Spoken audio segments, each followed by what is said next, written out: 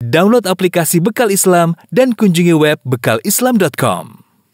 Bismillahirrahmanirrahim. Assalamualaikum warahmatullahi wabarakatuh. Alhamdulillahi ala ihsanihi wa syukru lahu ala taufiqihi wa amtinanihi wa asyhadu an la ilaha illallah wahdahu la syarika lahu ta'ziman li sya'nihi wa asyhadu anna Muhammadan abduhu wa rasuluhu da'ila ridwani. Allahumma shalli alaihi wa ala alihi wa ashabihi wa ikhwani hadirin dan hadirat dirahmati oleh Allah Subhanahu wa taala. Kita lanjutkan pembahasan kita dari As-Sirah An-Nabawiyah. Pada kesempatan malam hari ini kita akan bercerita tentang kisah Islamnya Abdullah bin Salam radhiyallahu taala anhu. Abdullah bin Salam radhiyallahu taala anhu dahulu sebelum beliau masuk Islam adalah seorang ulama dari ulama Yahudi. Tentu dia tahu tentang kabar-kabar akan datangnya nabi terakhir.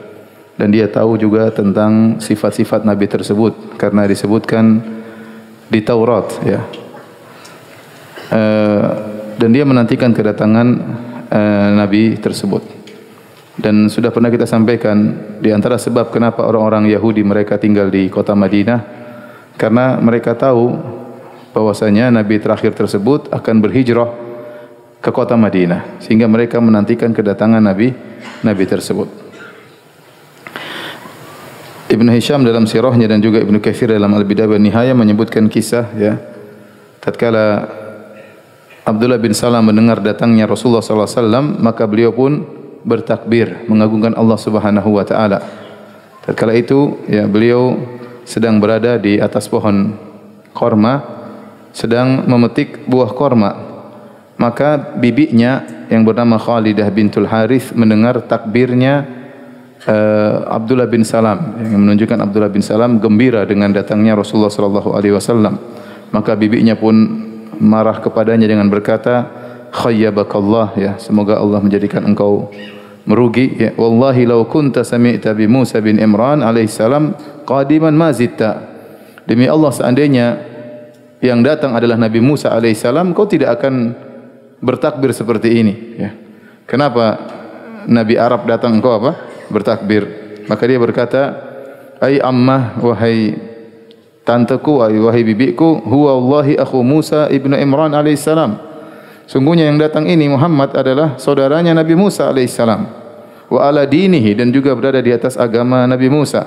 Bu'itsa bima bu'itsa bihi, dia diutus dengan membawa risalah yang ditugaskan juga kepada Nabi Musa alaihissalam."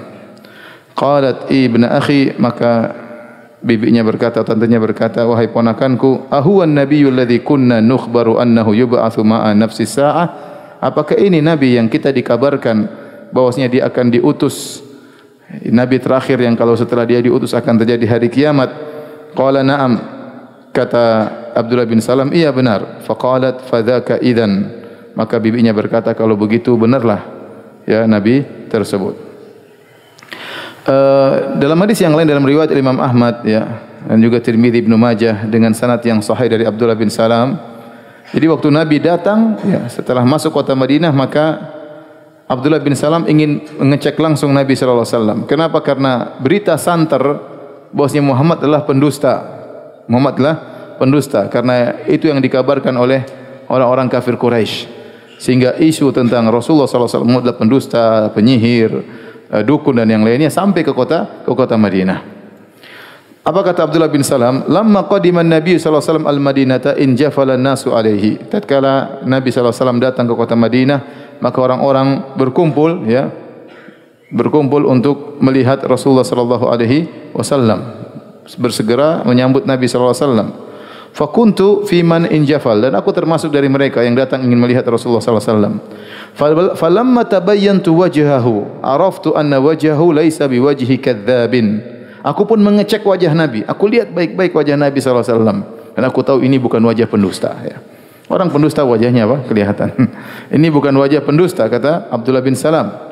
Fakana awwalu syai'in sami'tuhu yaqul. Pertama kali yang aku dengar dari Nabi sallallahu alaihi wasallam begitu masuk kota Madinah, beliau berkata, "Ya ayuhan nas, afshus salam." Wahai manusia sekalian, tebarkanlah salam. Wa at'imut ta'am, dan berilah makanan kepada orang-orang yang membutuhkan. Wasilul arham, dan sambunglah silaturahmi. Wa sallu bil laili wan nasu niyam. Salatlah di malam hari tatkala orang-orang sedang tidur. Tadkhulul jannata bisalam. Niscaya kalian akan masuk surga dengan penuh keselamatan. Ini di antara dakwah Nabi pertama kali yang didengar oleh Abdullah bin Salam. Nabi menyuruh untuk menebarkan salam, memberi makan kepada fakir miskin, menyambung silaturahmi, dan salat malam tatkala orang-orang sedang tidur, maka niscaya akan menjadikan seorang masuk dalam surga dengan penuh keselamatan.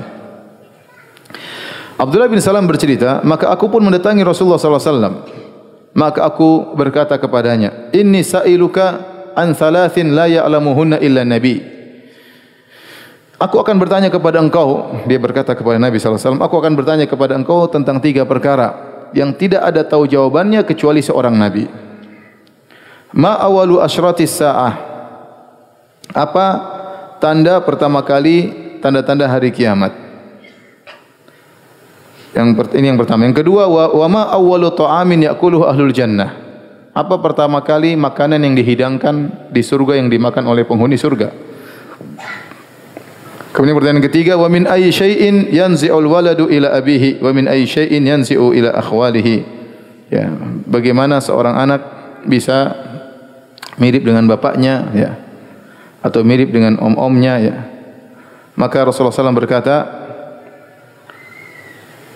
khabbarani bihinna anifan Jibril. Baru saja Jibril kasih tahu saya, ya. Ini pertanyaan susah, pertanyaan tentang hal yang gaib. Nabi tidak tahu jawabannya. Tapi begitu Abdullah bin Salam tanya kepada Nabi, tiba-tiba Jibril langsung beri jawaban kepada Rasulullah sallallahu alaihi wasallam. Maka Abdullah bin Salam berkata, "Dzaka adul yahud minal malaikah." Itu Jibril musuhnya orang Yahudi, ya. Jadi Yahudi ini mereka benci sama malaikat Jibril. Mereka memusuhi malaikat apa? Jibril. Memang Yahudi itu bangsat, ya, masa musuhan sama malaikat, ya. Enggak cukup musuhan sama orang Islam, sama orang yang lain, musuhan sama malaikat. Menjadikan malaikat Jibril sebagai musuhnya. Dia tidak memusuhi seluruh malaikat, tapi yang dimusuhi terutama malaikat siapa? Jibril. Mereka jengkel sama malaikat Jibril.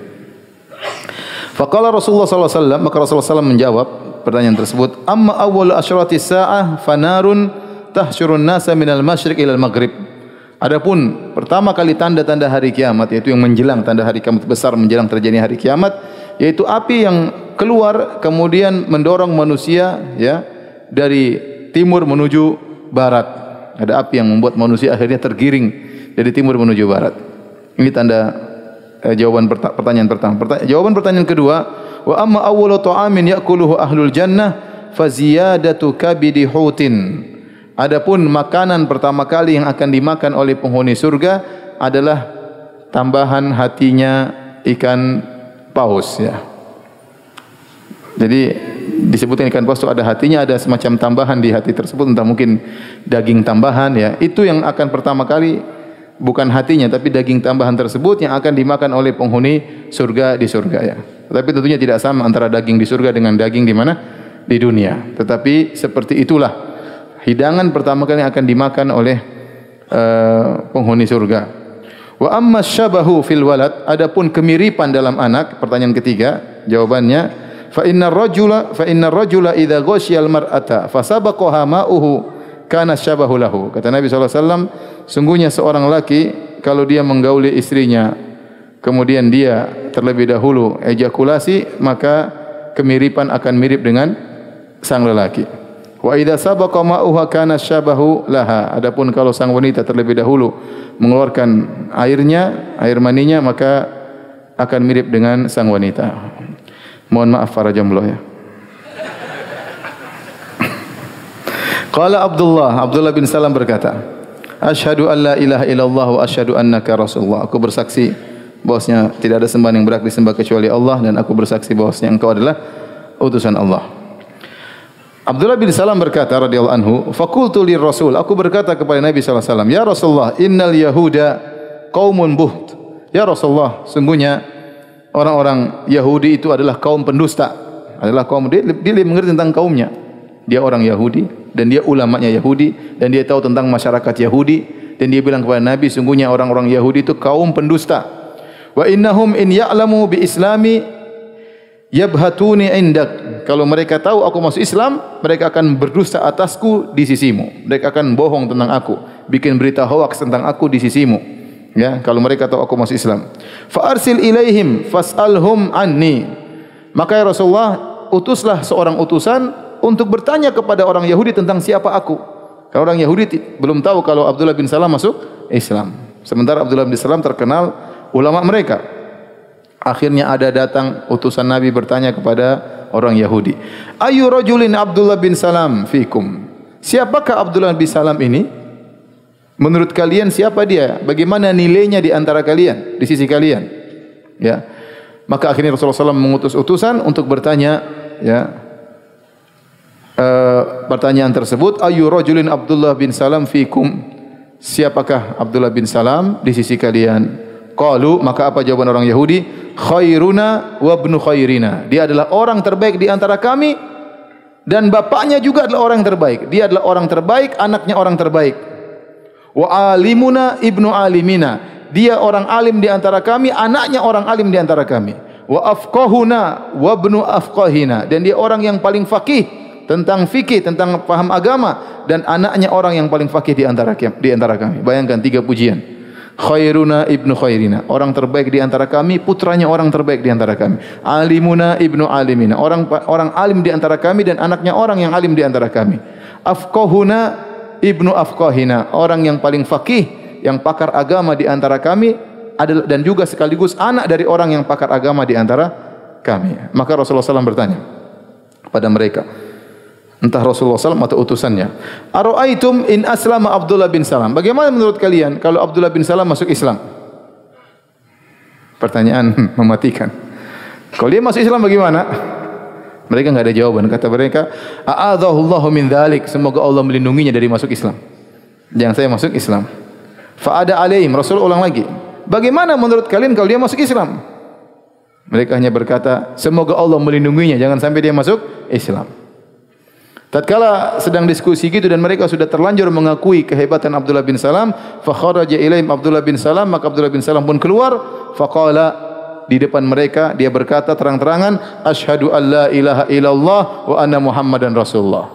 Dia bilang, wahai kaumku, aku bersaksi tidak sembahan yang berhak disembah kecuali Allah dan Muhammad ini adalah apa? Utusan Allah. Mereka langsung komentar, syarruna ibnu syarrina. Ini orang terburuk di antara kami, putranya orang terburuk di antara kami. Jahiluna ibnu jahilina, orang bahlul di antara kami dan putranya orang bahlul di antara kami. Kata Abdullah bin Salam, hadzal ladzi kuntu atakhawwafu minhum. Inilah yang aku khawatirkan dari mereka. Mereka pendusta, ya. Mereka pendusta. Ini hadis riwayat Al-Imam Al-Bukhari. Maka turunlah firman Allah Subhanahu wa taala tentang Abdullah bin Salam, "Qul ara'aitum in kana min 'indillahi wa kafartum bih." Wa syahida syahidun min bani Israil ala mithli fa amana wastakbartum innallaha la yahdil qaumadz zalimin. Katakanlah, bagaimana menurut kalian kalau ini datang dari sisi Allah dan kalian kufur terhadap apa yang datang dari sisi Allah, padahal di antara kalian ada yang menjadi saksi dari Bani Israel, itu Abdullah bin Salam, atas kebenaran apa yang dibawa oleh Muhammad sallallahu alaihi wasallam. Dia beriman dan kalian sombong. Sungguhnya Allah tidak memberi petunjuk kepada orang-orang yang zalim. Inilah kisah Islamnya Abdullah bin Salam radhiyallahu taala anhu, dan langka orang Yahudi masuk apa? Islam. Kenapa langka? Karena mereka fanatik dengan suku mereka. Mereka menganggap bahwasanya hanya suku mereka yang terpilih, hanya suku mereka yang terpilih. Ya, apalagi semakin belakangan semakin parah. Ya, mereka menyangka bahwasanya seluruh suku di alam semesta ini diciptakan untuk melayani suku Yahudi. Dan mereka menyangka tidak ada yang bisa masuk surga kecuali orang-orang Yahudi, ya. Jadi mereka merendahkan suku-suku selain suku Yahudi. Oleh kerana yang masuk Islam jarang di antara mereka. Nabi berdakwah lama. Di sisi mereka berkhianat, mereka berdusta. Hanya segelintir kecil yang beriman kepada Rasulullah sallallahu alaihi wasallam, di antaranya Abdullah bin Salam radhiyallahu anhu. Adapun keutamaan Abdullah bin Salam maka banyak, di antaranya diriwayatkan oleh Imam Al-Bukhari, Imam Muslim dari Sa'ad bin Abi Waqqas radhiyallahu ta'ala anhu, ma sami'tu an-nabiy sallallahu alaihi wasallam yaqulu li ahadin yamshi 'alal ard innahu min ahlil jannah illa li Abdullah bin Salam. Aku tidak pernah mendengar dari Nabi sallallahu alaihi wasallam pernah menyatakan orang yang sedang berjalan masih hidup di atas muka bumi dia penghuni surga kecuali Abdullah bin Salam. Tentu Nabi pernah bilang juga yang lain, tapi yang didengar langsung oleh Sa'ad bin Abi Waqqas bahwasanya Nabi pernah mengatakan si fulan masuk surga, si fulan penghuni surga dan dia masih hidup kecuali Abdullah bin Salam. Qala wa fihi nazalat hadhil ayah, dan pada Abdullah bin Salam turunlah firman Allah yang tadi kita baca, wa syahida syahidu min bani Israil ala mithlih, bahwasanya seorang dari Bani Israel telah menjadi saksi akan benarnya apa yang dibawa oleh Nabi sallallahu alaihi wasallam. Kemudian juga diriwayatkan oleh Ibn Hibban dan Al-Hakim dan juga Imam Ahmad dengan sanad yang hasan dari Sa'ad bin Abi Waqqas dalam riwayat yang lain, dia berkata, "Anna Nabi sallallahu alaihi wasallam utiya bi qas'ah fa asabna minha." Rasulullah SAW didatangkan piring besar, ya, tempayan isi makanan, lalu kami makan dari piring tersebut, makan rame-rame berjamaah. Fa fadalat fadlatun, kemudian kami sudah makan masih ada sisa. Masih ada sisa dari piring besar tersebut. Faqala, maka Rasulullah SAW berkata, "Yatlu'u rajulun min hadzal fajji, ya, ya'kulu hadhil fadla min ahlil jannah." Akan lewat seseorang dari al-fajj, itu jalan agak lebar, dia akan lewat jalan ini dan dia penghuni surga dan dia akan makan dari sisa makanan ini. Para sahabat nunggu siapa yang datang ini. Dia datang makan makanan, berarti penghuni apa? Surga. Qala Sa'ad, kata Sa'ad bin Abi Waqqas radhiyallahu anhu, "Wa kuntu taraktu akhi Umairan yatatahharu." Tadi aku tinggalkan saudaraku Umair, dia sedang berwudu, ya. Aku berkata dalam hatiku, huwa akhi, berarti yang dimaksud Nabi adalah saudaraku. Dia tadi berwudu, sebentar lagi dia datang makan sisa.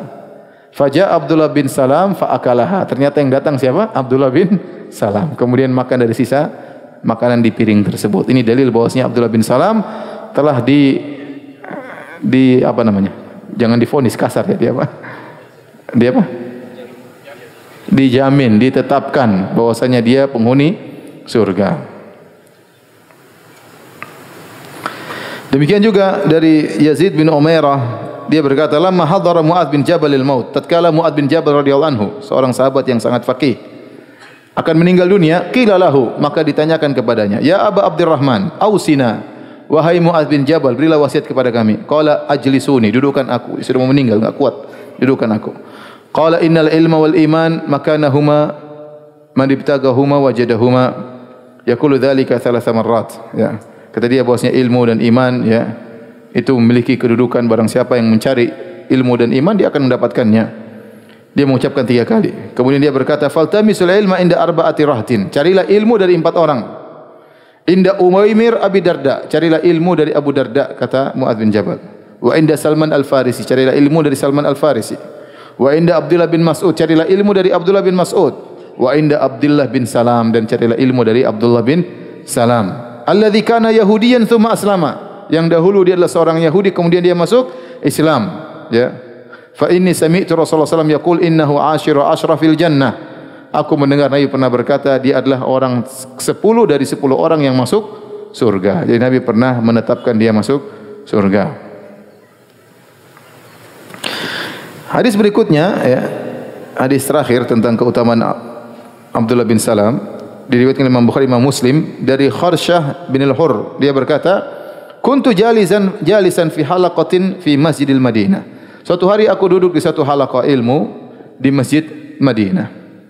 Fiha syaikhun hasanul hay'ah. Di halaqah tersebut, majelis tersebut ada seorang yang sudah tua dan penampilannya bagus, ya. Huwa Abdullah bin Salam. Dia adalah Abdullah bin Salam radhiyallahu anhu. Faja'ala yuhaddithuhum haditsan hasanan. Maka Abdullah bin Salam pun menyampaikan hadis kepada orang-orang yang hadir di situ. Falamma qama, tatkala beliau berdiri, qala al-qaum, orang-orang berkata. Jadi Abdullah bin Salam penghuni surga ini masyhur di para tabi'in yang tinggal di kota Madinah. Mereka tahu bahwa Abdullah bin Salam telah divonis oleh Nabi masuk apa? Surga. Maka orang-orang berkata waktu Abdullah bin Salam berdiri meninggalkan majelisnya, orang-orang berkata, "Man sarrahu an yanzura ila rajulin min ahli jannah falyanzur ila hadha." Barang siapa yang ingin melihat seorang penghuni surga, lihatlah Abdullah bin Salam. Qultu wallahi la atba'annahu fala a'lamanna makana baitihi. Kata Khars bin Al-Hurr ini, demi Allah aku akan mengikutinya, akan mengekorinya, dan aku demi Allah akan tahu di mana tempat rumahnya. Fatabi'tuhu, maka aku pun mengekori Abdullah bin Salam. Fantalaqa hatta kada an yakhruja minal Madinah. Ternyata rumahnya jauh di penghujung kota Madinah. Terus dia jalan diikuti terus oleh orang ini, tabi'in ini. Sampai di penghujung kota Madinah dan hampir keluar dari kota Madinah. Thumma dakhala manzilahu, kemudian dia masuk dalam rumahnya. Fasta'dzantu alaihi fa'adzina li. Kemudian aku minta izin untuk ketemu dengannya dan dia pun izinkan untuk bertemu dengannya. Qala ma hajatuka ya ibna akhi? Apa urusanmu wahai saudaraku? Mau ketemu saya. Qultu inni sami'tul qauma yaquluna lak. Aku mendengar tadi orang-orang berbicara, ya. Mereka berkata, tatkala engkau pergi tadi, mereka bilang, barang siapa yang ingin melihat kepada seorang penghuni surga, lihatlah kepada engkau. Fa'ajabani an akuna ma'ak, maka aku senang aku bisa bersama engkau. Maka Abdullah bin Salam berkata, Allahu a'lam bi ahlil jannah. Ya, tawadhu'nya. Kata dia, Allah lebih tahu tentang siapa penghuni surga. Dia tidak bilang, oh iya benar, itu memang saya memang. Saya gandeng kamu ke surga nanti, tenang aja. Enggak.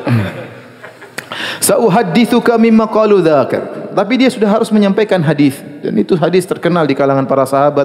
Bukan dia juga yang menyampaikan, Sa'ad bin Abi Waqqas menyampaikan, sehingga masyhur bahwa dia penghuni surga. Maka dia cerita tentang hadis tersebut, dan ini ilmu harus disampaikan. Dia berkata, inni bainama ana naim, suatu hari aku sedang tidur, id atani rajulun faqala likum, tiba-tiba ada seorang datang dalam mimpinya. Kemudian berkata, berdirilah, bangkitlah wahai Abdullah bin Salam. Fa akhadha bi yadi fantalaqtu ma'ahu, maka dia pegang tanganku, aku pun berjalan dengan dia. Fa idza ana bi jawada an shimali. Tiba-tiba ya, aku melihat di sampingku ada jalan sebelah kiri, ada jalan yang sebelah kiri, jalan yang jelas, yang mudah dilewati, ya. Fa akhadtu li akhudha fiha, maka aku ingin lewat jalan kiri tersebut. Faqala li, orang ini menegur, dia berkata, la ta'khudh fiha, jangan kau jalan lewat situ. Fa innaha turuqu ashabi shimal, sungguhnya itu jalan orang-orang penghuni neraka jahanam. Ashabus shimal itu orang-orang yang golongan kiri. Fa idza jawadun manhajun an yamini. Kemudian tiba-tiba ada jalan yang jelas, ya, di sebelah kananku. Faqala li khudhha huna, lewat situ aja. Kemudian aku pun melewati jalan kanan tersebut. Fa atabi jabalan, kemudian dia bawa aku, jalan tersebut membuat aku menuju kepada suatu gunung. Faqala li, dan orang itu berkata, is'ad, ayo naik gunung tersebut. Faja'altu idza aradtu an as'ad kharartu ala isti. Setiap aku mau naik di atas gunung tersebut, aku terjatuh, jatuh di bawah di bokongku, jatuh terduduk. Setiap mau naik lagi jatuh terduduk. Hatta fa'altuhu miraran, aku lakukan berulang-ulang, tidak mampu naik gunung tersebut. Thumma intalaqa bi hatta atabi amudan. Kemudian orang itu bawa aku berjalan lewat jalan kanan tersebut sampai aku melihat suatu tiang yang tinggi, ra'suhu fis sama' wa asfaluhu fil ardi. Ini mimpi ya. Ini mimpi. Dia melihat tiang yang tinggi, ujung tiang tersebut di langit, sementara bawahnya di bumi. Wa fi a'lahu halaqatun, dan di ujung tiang tersebut ada semacam bundaran, halaqah. Semacam ring besar. Faqala li, maka orang ini berkata, is'ad fawqa hadha, naiklah di atas amud ini, di atas tiang ini. Faqultu kaifa as'adu hadha wa ra'su fis sama'. Ya, aku berkata, bagaimana aku bisa naik ya di atas tiang ini sementara ujungnya di langit. Fa akhadha bi yadi fa zahala bi, kemudian dia pegang tangan, kemudian dia bawa aku. Fa idza ana muta'alliqun bil halaqah, tiba-tiba aku sudah di ujung dan aku bergantung di ring tadi, aku bergantung di ring tersebut. Thumma darabal amud fa kharra fa baqitu muta'alliqan, kemudian dia memukul tiang tadi, tiang tersebut jatuh sementara aku masih tetap bergantung di atas ring tersebut. Hatta asbahtu, sampai akhirnya aku bangun tidur di pagi hari. Fa ataitu nabiyya sallallahu alaihi wasallam fa qassastuha alaihi, aku pun datang kepada Nabi, aku ceritakan mimpiku yang aneh tersebut kepada Nabi SAW. Maka Nabi menjelaskan, Nabi mentakwil. Kata Nabi, amma tariq alladhi ra'aita an yasarik, adapun jalan yang kau lihat dalam mimpimu sebelah kirimu, fahiya tariqu ashabi shimal, itu jalan-jalan penghuni surga. Wa amma tariqu alladhi ra'aita an yaminik, adapun jalan yang kau lihat di sebelah kananmu, fahiya tariqu ashabil yamin, itu adalah jalan penghuni surga. Yang sebelah kiri jalan penghuni neraka, adapun sebelah kanan penghuni surga. Wa ammal jabalu fahuwa manazilus syuhada, adapun gunung yang kau lihat, yang kau manjat tidak bisa, jatuh terus, itulah kedudukannya para syuhada. Kedudukannya para syuhada. Walan tanalahu, dan kau tidak akan meraihnya. Kau tidak akan meraihnya. Ini mukjizat dari Nabi. Abdullah bin Salam meninggal bukan mati syahid.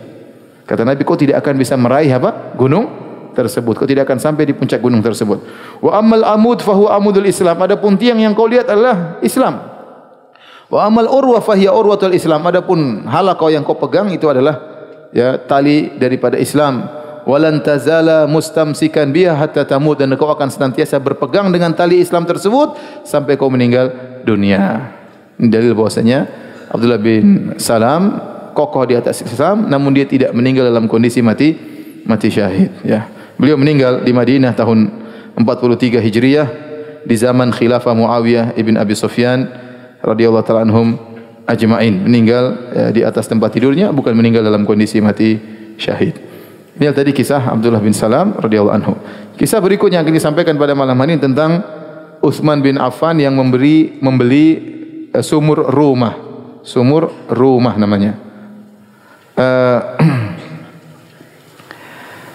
Tatkala kaum Muhajirin datang ke kota Madinah, maka mereka kesulitan mendapatkan air. Di zaman tersebut kesulitan mendapatkan air. Dan di antara penghuni Madinah ada seorang dari Bani Ghifar. Dia punya mata air yang dikenal dengan namanya rumah. Mata air tersebut namanya mata air rumah. Di sana di Arab sana mata air dikasih nama mata air ini, mata air ini, mata air ini untuk mudah dikenali. Nah, orang ini memiliki mata air namanya mata air rumah. Dan dia mata air tersebutlah sebagai penghasilannya. Dia jual kirbah dengan 1 mud gandum atau 1 mud korma. Jadi diambil satu tempat air, orang mau beli silakan bayar 1 mud apa? 1 mud korma atau gandum. Faqala lahu Nabi sallallahu alaihi wasallam, Nabi berkata kepadanya, tabi'uniha bi'ainin fil jannah. Maukah kau sedekahkan mata airmu dan akan diganti dengan mata air di surga? Tawaran dari Nabi sallallahu alaihi wasallam. Maka dia tidak menerima tawaran Nabi. Dia berkata, ya Rasulullah, laisa li wala li iyali ghairuha. Ya Rasulullah, aku tidak punya penghasilan kecuali ini. Saya punya anak-anak, saya punya istri, kami tidak punya penghasilan kecuali ini. Maka dia tidak menjualnya kepada Nabi sallallahu alaihi wasallam. Fabalagha dzalika Utsman. Maka Utsman mendengar tentang hal tersebut, maka Utsman pun membeli ya, dengan duit ya. Utsman beli dengan 35.000 dirham. 35.000 dirham dibayarkan kepada orang tersebut. Kemudian Umar pun datang kepada Nabi sallallahu alaihi wasallam. Utsman pun beli dengan 35.000 dirham. Kemudian Utsman pun datang kepada Nabi sallallahu alaihi wasallam. Kemudian dia berkata, "Ataj'alu li fiha ma ja'alta lahu?" Qala na'am. Qala Utsman, "Qad ja'altuha lil muslimin." Ya. Apakah kau akan menjadikan bagiku apa yang kau jadikan untuknya? Itu artinya kalau saya hadiahkan mata air ini, maka aku akan dapat mata air di surga? Kata Nabi, iya. Maka kata Utsman, qad ja'altuha lil muslimin. Ini saya infakkan, saya wakafkan untuk kaum muslimin.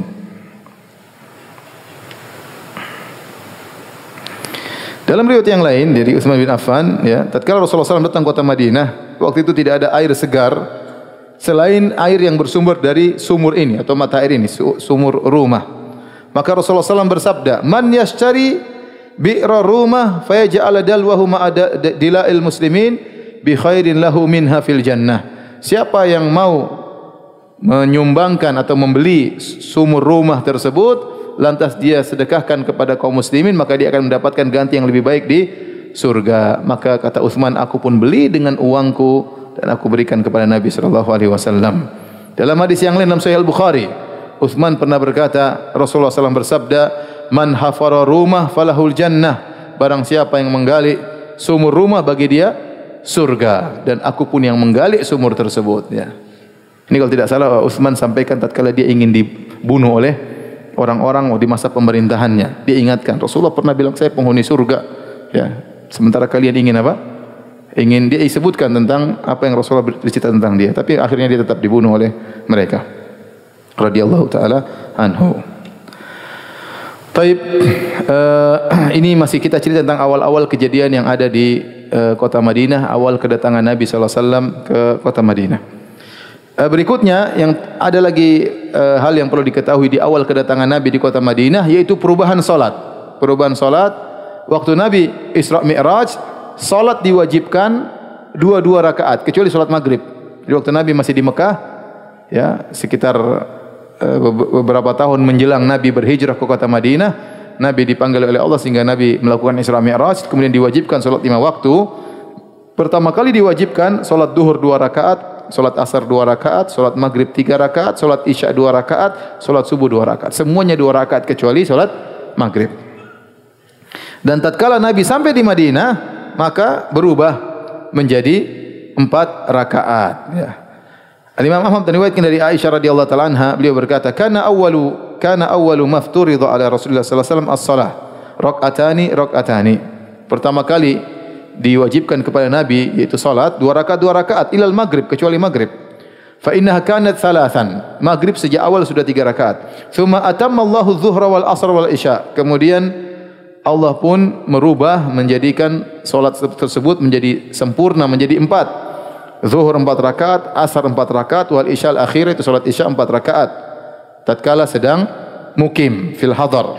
Wa aqarra salata ala fardil awal fi safar. Adapun tatkala safar kembali seperti awal. Jadi asalnya salat duhur berapa rakaat? 2 rakaat. Asar berapa rakaat?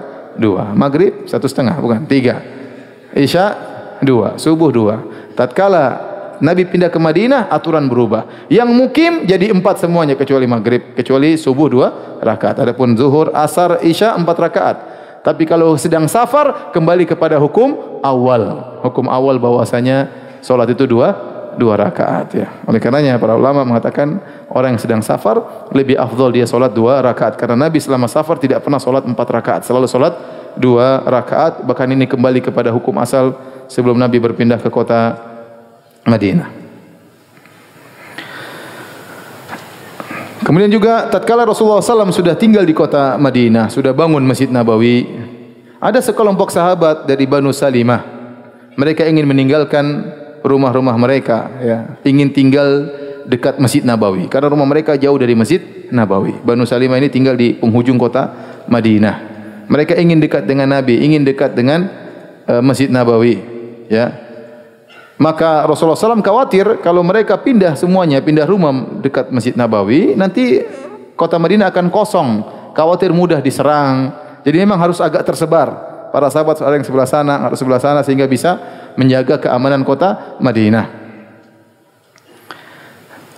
Maka tatkala mereka ingin menjual rumah mereka yang ada di ujung kota Madinah, kemudian bangun rumah dekat Masjid Nabawi, maka Nabi tidak setuju. Kata Nabi SAW, Inna lakum bikulli khutwatin darajah. Jangan kalian pindah rumah, biar rumah kalian di situ saja, ya, karena setiap langkah yang kalian langkahkan akan menambah derajat. Bayangkan, pergi pulang berapa langkah diangkat oleh seorang tatkala pergi ke Masjid Nabawi, dan itu akan menambah derajat mereka. Ya. Imam Muslim juga meriwayatkan dari Jabir bin Abdullah. Beliau berkata, "Arada Banu Salimah an yatahawwalu ila qurbil masjid." Banu Salimah ingin pindah ke tempat dekat Masjid Nabawi. Mereka mendengar ada tempat kosong, siap untuk dibeli, siap untuk dibangun. Maka mereka ingin pindah rumah, kesempatan supaya bisa dekat dengan Masjid Nabawi, dekat dengan Nabi SAW. Maka Nabi tidak setuju. Kata Nabi, "Ya Bani Salimah, diyarakum tuktab atharukum." Wahai Banu Salimah, tetaplah kalian di rumah-rumah kalian yang jauh tersebut, karena setiap langkah kalian akan dicatat sebagai apa? Pahala. Ya. Akhirnya mereka pun tetap tinggal di rumah mereka dan tidak jadi pindah. Turunlah firman Allah tentang mereka, wa naktubu ma qaddamu wa atharahum. Allah catat bagi mereka amal yang mereka lakukan dan jejak langkah kaki mereka juga dicatat oleh Allah Subhanahu wa taala. Ini dalil bahwasanya kalau orang rumah semakin jauh dari masjid, pahalanya semakin apa? Semakin banyak. Yang penting jangan ketinggalan jamaah. Dan ini dituntut, Nabi ingin seperti ini. Makanya ada seorang sahabat yang rumahnya jauh dari masjid dan dia selalu dan tidak pernah ketinggalan solat di masjid. Sampai ada yang kasih ide, bagaimana kalau kau beli himar, kemudian kau naik himar, kalau musim panas enak, tidak kepanasan jalan, ya dan seterusnya. Kata dia, enggak, saya lebih senang apa? Jalan kaki, dan Nabi membenarkan dia. Oleh karenanya, pada asalnya syariat Islam kalau mudah kita pilih yang mudah. Kata para ulama, kecuali ada dalil yang mengkhususkan, contohnya pergi ke masjid. Usahakan jalan apa? Kaki. Kalau antum punya motor, usahakan jalan kaki. Ya, kecuali terlalu jauh, lain cerita ya. Kalau terlalu jauh kita pergi jalan kaki, sampai di sana kita mau sholat maghrib, sholat isya sudah selesai. Kalau terlalu jauh maka kita naik mobil. Ustaz, kalau naik mobil dapat pahala enggak? Apakah setiap putaran roda satu langkah? Para sahabat dahulu begitu, para salaf dahulu begitu senang ingin dapat pahala banyak, mereka langkahkan kaki mereka menuju masjid langkah kecil-kecil. Karena setiap langkah satu apa? Derajat. Satu langkah derajat menghilangkan dosa, langkahnya kecil-kecil. Sengaja mereka supaya semakin banyak langkah menuju apa? Masjid ya. Nah, kalau motor, mobil bagaimana ya? Syekh Utsaimin berkata, seandainya seorang ada uzur ya, misalnya terlalu jauh atau sakit, tidak bisa jalan atau ada uzur ya, maka insyaallah setiap roda mengangkat apa? Derajat. Makanya rodanya kecil-kecil aja, jangan besar-besar. Rahimahullah. Tapi asalnya seorang jalan. Seorang jalan ya. Setiap langkah itu, makanya kalau antum misalnya kerja di Jakarta di bangunan-bangunan ada masjid, antum turun naik lift, berusaha jalan ya. Tiap hari 5 waktu atau tiap hari di kantor 3 waktu, luar biasa pahala banyak ya. Setiap langkah mengangkat derajat dan mengurangi apa? Dosa. Kalau seorang berjalan ternyata masjidnya 100 meter. 100 meter itu dia langkah kaki mungkin 200 kali ya. Bolak-balik 400 kali. Berarti dia sekali pergi masjid dia dapat 400 apa? Derajat. Dihapuskan dosa-dosanya 400. Dan ini nikmat yang luar biasa. Bagaimana kalau itu ternyata sampai setahun? Bagaimana kalau selama puluhan tahun dia seperti itu? Dia tidak terasa ternyata setiap hari derajatnya ditambah oleh Allah Subhanahu wa taala. Maka merugi orang yang tidak salat ke masjid, tidak berjamaah di masjid. Apalagi kalau di masjid pahala 27 kali lipat, luar biasa ya. Oleh karena seorang ikhwan laki-laki jangan malas-malasan ke masjid. Ini juga dalil kata para ulama, boleh seorang sengaja pergi ke masjid yang lebih jauh. Sebenarnya mengambil dalil, seorang sengaja pergi boleh ke masjid lebih jauh, terutama kalau ada masalah tertentu. Selama tidak menimbulkan apa? Fitnah. Selama masjid yang dekat tetap makmur, maka dia boleh pilih masjid yang lebih jauh. Misalnya sana imamnya lebih enak misalnya, ya dia sengaja supaya pahala langkah kakinya lebih apa? Lebih banyak ya. Dengan syarat jangan sampai masjid yang dekat akhirnya mu'attal tidak dirawat, tidak ada yang ngisi, maka tidak makmur, maka tidak boleh. Taib, kita yang terakhir tentang masalah orang-orang Yahudi. Jadi Yahudi ya, sebagaimana saya sampaikan, orang Yahudi mereka tahu tentang kebenaran Nabi sallallahu alaihi wasallam dan mereka sengaja tinggal konsentrasi di kota Madinah menanti kedatangan Nabi terakhir. Maka di sana ada 3 suku besar di kota Madinah, yaitu Bani Qainuqa yang tinggal di tengah kota Madinah dan dia adalah hulafanya suku Al-Khazraj, dan kemudian ada 2 suku lagi Bani Nadir dan Bani Quraidah. Bani Nadir dan Bani Quraidah tinggal di awali Madinah, itu di daerah dekat Kuba.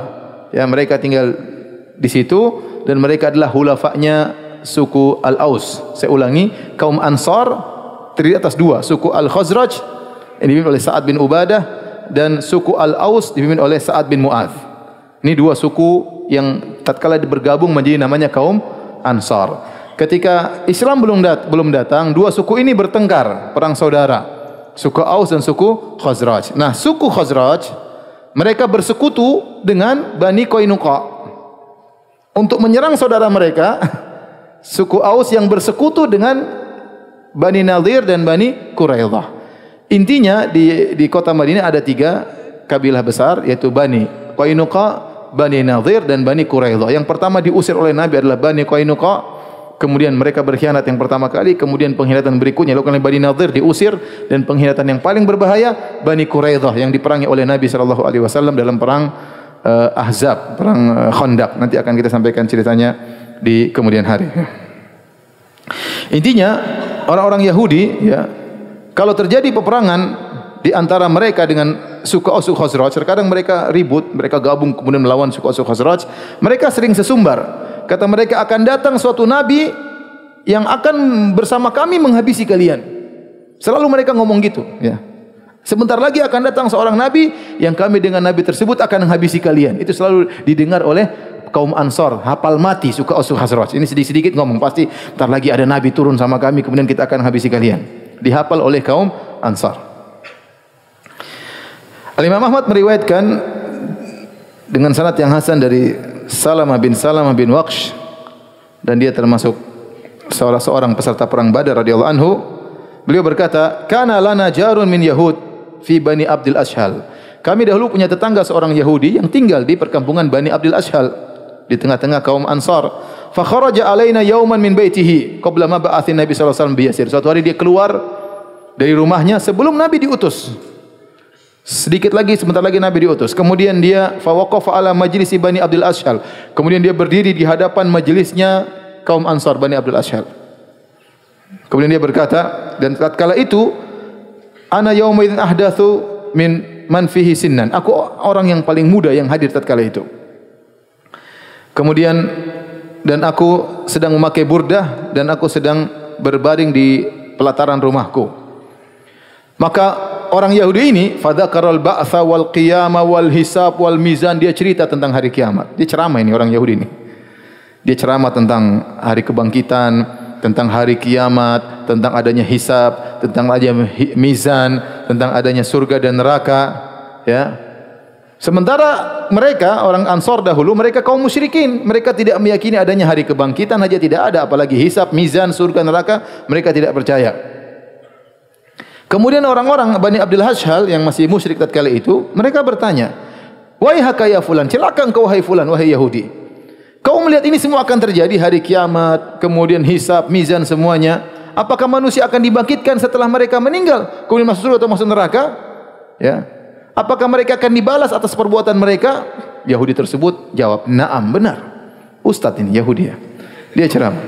Bahkan kata Yahudi ini berkata, "Demi zat yang yang bersumpah dengannya, demi Allah Subhanahu wa taala, seandainya saya disuruh milih, di sini ada tungku api terbesar untuk saya masuki dan saya terbakar, yang penting saya bisa selamat dari neraka jahanam, saya akan lakukan," kata dia. Subhanallah. Kata Yahudi tadi, seandainya ada tungku terbesar di dunia yang siap membakar dengan api terpanas, saya rela untuk masuk di situ dibakar di dunia, yang penting saya selamat daripada siksaan api neraka. Akhirnya mereka orang-orang Bani Abdul Ashhal, itu kaum Ansar yang masih musyrik, mereka bertanya, "Waihak, wa ma ayatu dzalik?" Celaka engkau, apa dalilnya? Apa dalilnya kau ngomong gitu? Apa buktinya? Kata dia, "Nabiyyun yub'atsu min nahwi hadhil bilad." Wa asyara bi annahu Makkah wal Yaman. Kata dia akan ada datang nabi diutus dari arah sini, yaitu dia tunjuk ke kota Mekah. Akan ada nabi diutus dari arah sini, Mekah dan Yaman, daerah Mekah dan daerah yaitu daerah selatan. Wa mata tarahu, kapan kau bisa lihat nabi tersebut? Maka tiba-tiba Yahudi ini lihat kepada sahabat tadi yang masih kecil, yang pakai burdah lagi berbaring di depan rumahnya. Kata dia, in tanfid hadzal gulam umrahu yudrikhu. Seandainya orang ini nanti dewasa, ya, dia akan mendapati nabi tersebut.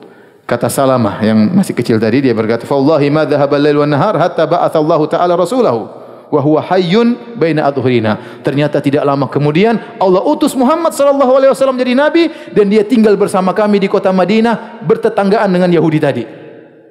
Fa amanna bihi, kami pun beriman kepada nabi tersebut. Wa kafara bihi, ternyata Yahudi tadi, yang ustaz Yahudi tadi ternyata kafir, tidak beriman kepada Rasulullah sallallahu alaihi wasallam. Faqulna lahu, kami berkata kepada dia, "Wailaka ya fulan, hai ustaz Yahudi, alasta billadzi qulta lana fihi maku, bukan kau pernah ceramahin kami begini. Benar, saya ceramah benar, tapi nabi tersebut bukan Muhammad," kata. Itu bukan walaisa bihi, nabi tersebut bukan siapa? Muhammad. Ibnu Ishaq meriwayatkan dari Ikrimah maula Ibni Abbas, ya, bahwasanya Mu'ad bin Jabal dan juga Bishr bin Bara' bin Ma'rur, dua orang sahabat radhiyallahu ta'ala anhuma, mereka berdua pernah berkata kepada orang-orang Yahudi, "Ya ma'syara Yahud, ittaqullah wa aslimu." Wahai orang Yahudi sekalian, bertakwalah kepada Allah dan masuk Islamlah kalian. Faqad kuntum tastaftihuna alaina bi Muhammadin. Bukankah dahulu wa nahnu ahla syirkin, waktu kami masih musyrik, kalian selalu sesumbar mengatakan akan datang nabi terakhir yang akan menemani kami mengalahkan kalian. Tukhbiruna annahu mab'utsun, kalian mengabarkan kepada kami dahulu bahwasanya dia akan diutus. Wa tasifunahu lima lana bi sifatin, kalian menyebut tentang sifat-sifatnya, kalian sebutkan. Maka seorang Yahudi bernama Salam bin Mishkam komentar, dia berkata, salah satu dari Bani Nadir, kabilah Yahudi, "Ma ja'ana bi syai'in na'rifuhu." Itu Muhammad bukan yang kami maksud. Dia tidak datang dengan sifat yang kami kenali sebelumnya. Wa ma huwa billadzi kunna nadhkuruhu lakum. Itu bukan yang kami sebut-sebut, bukan dia, yang lain maksudnya. Dan ini kedustaan dari mereka. Padahal Allah berfirman, "Ya'rifunahu kama ya'rifuna abna'ahum." Sungguhnya ahlul kitab Yahudi Kaum Yahudi mereka mengenal Muhammad sebagaimana mereka mengenal anak mereka. Jadi pengenalan tentang Rasulullah itu dengan pengenalan yang detail. Kalau kita punya anak, kita kenal dia dengan detail atau tidak? Kita kenal. Sifat-sifatnya bagaimana, munculnya dari mana, bakalan kemana. Makanya Yahudi tadi mengatakan, oh akan datang Nabi, datangnya dari arah Mekah sana. Ya. Dan mereka tahu akan berhijrah ke kota Madinah, mereka tahu. Jadi cerita tentang Nabi itu detail. Akan datang dari arah selatan, dari Mekah, kemudian akan berhijrah ke negeri yang penuh dengan korma, yaitu di mana? Di Madinah. Mereka tahu sehingga mereka menanti-nantikan Nabi tersebut. Tapi begitu datang Nabi tersebut, mereka kufur. Maka Allah berfirman, "Walamma ja'ahum kitabun min indillahi musaddiqul lima ma'ahum, wa kanu min qablu yastaftihuna alladziina kafaru." Mereka Yahudi dahulu sesumbar terhadap orang-orang Ansar yang masih musyrik. Falamma ja'ahum ma arafu kafaru bih. Tatkala datang yang mereka kenal yaitu Muhammad, mereka kufur kepada Muhammad sallallahu alaihi wasallam. Fala'natullahi 'alal kafirin. Maka laknat Allah terhadap orang-orang kafir. Ibnu Ishaq juga meriwayatkan dari Sofiyah bintu Huyai bin Akhtab. Sofiyah istri Nabi sallallahu alaihi wasallam, wanita Yahudi. Ya, istri Ummul Mukminin. Bagaimana kisah dia? Sebelumnya dia beragama Yahudi. Bapaknya Huyai bin Akhtab adalah kepala suku dari Bani Nadir. Dia Sofiyah An-Nadiriyah. Bapaknya yaitu Huyai bin Akhtab, kepala suku Bani Nadir. Kata Sofiyah, "Kuntu ahabba waladi abi ilaihi." Aku adalah anak yang paling disayang oleh bapakku. Wa ila ammi Abi Yasir, dan aku adalah ponakan yang paling disayang oleh pamanku Abu Yasir. Abu Yasir dengan Huyai bin Akhtab. Huyai bin Akhtab bapaknya Sofiyah, Abu Yasir pamannya Sofiyah. Lam alqahuma qad ma'a waladin lahuma illa akhadhani dunahu. Setiap kalau mereka berdua ketemu aku ada anak yang lain ditinggal, aku yang dia pegang. Saking sayangnya bapaknya sama pamannya kepada Sofiyah, sangat sayang kepada Sofiyah. Sofiyah cerita, tatkala Rasulullah SAW datang ke kota Madinah, wa nazala Quba, dan Nabi tinggal di Quba. Tatkala bangun Masjid Quba di Bani Amr bin Auf, goda alaihi abi Huyai bin Akhtab wa ammi Abi Yasir bin Akhtab. Maka bapakku Huyai bin Akhtab dengan pamanku Abu Yasir bin Akhtab segera menuju kepada Rasulullah sallallahu alaihi wasallam. Mughallisin, pagi-pagi. Mughallisaini, pagi-pagi mereka sudah pergi. Masih baru setelah salat subuh, masih bercampur remang-remang antara gelap dengan terang, remang-remang. Mereka sudah berangkat dari kota Madinah menuju ke Kuba, ingin ngecek Rasulullah sallallahu alaihi wasallam. Falam yarji'a hatta kana ma'a ghurubi syams. Mereka lama di Kuba, benar-benar ngecek Muhammad sallallahu alaihi wasallam. Pergi pagi, subuh, pulang maghrib. Tatkala mereka pulang maghrib, fa ataya kallaini kasalanaini saqitaini yamshiyaini alhuwaina, maka datang dalam kondisi lemas dua orang tersebut. Lemas, sedih, tidak semangat, padahal perginya semangat. Pas pulang lemas, tidak semangat, kayak orang mau jatuh. Qalat fahashastu ilaihima kama kuntu asna'u. Maka aku bercanda dengan mereka. Ada kabar gembira apa? Sebagaimana biasa kalau aku bertemu dengan mereka berdua. Wallahi maltafata ilayya wahidun minhuma. Ternyata keduanya tidak noleh sama sekali kepadaku. Padahal aku adalah anak yang paling mereka cintai. Kalau ketemu aku pasti diambil, digendong atau dipeluk dan yang lainnya. Ma'ama bihima minal gham, karena saking sedihnya mereka berdua, mereka tidak peduli dengan aku. Wa sami'tu ammi Abi Yasir. Sami'tu ammi Aba Yasir wa huwa yaqul li Abi Huyai bin Akhtab huwa. Aku mendengar mereka berdua berbicara. Pamanku ngomong sama bapakku, itukah dia? Gitu. Itu Nabi yang kita tunggu-tunggu, itukah dia? Kata bapaknya Sofiyah, na'am wallahi, demi Allah itu Nabi yang kita tunggu-tunggu. Qala ata'rifuhu wa tuthbituhu, benar kau tahu dia itu Nabi yang terakhir? Benar kau yakin itu Nabi yang terakhir yang kita tunggu? Qala na'am, benar itulah Nabi yang kita tunggu. Cuma mereka kecewa, ternyata bukan dari Yahudi, ternyata Arab. Itu yang bikin mereka kecewa semuanya, hancur semuanya. Seandainya itu Yahudi, langsung mereka semangat. Ternyata Nabi terakhir dari mana? Arab. Qala, benar kau yakin itu? Iya benar, itu Nabi terakhir yang kita tunggu-tunggu. Fama fi nafsika minhu, kalau begitu bagaimana sikapmu terhadap Nabi itu? Kata bapaknya Sofiyah, adawatuhu wallahi ma baqitu. Aku terus memusuhinya selama aku masih hidup. Subhanallah. Yahudi, parah ya. Sudah tahu itu benar, tapi dia tetap melawan. Ya. Oleh karenanya Yahudi memang parah, sifat mereka sangat parah. Hobi mereka adalah membunuh para nabi. Ya, maka memusuhi Nabi sallallahu alaihi wasallam adalah perkara sepele. Wong Jibril saja mereka tantang, apalagi Rasulullah sallallahu alaihi wasallam. Taib, ini waktu sudah habis. InsyaAllah pertanyaannya simpan aja 2 minggu lagi ya. Sampai di sini kajian kita. Subhanakallah bihamdik. Asyhadu an la ilaha illa anta astaghfiruka wa atubu ilaik. Assalamualaikum warahmatullahi wabarakatuh.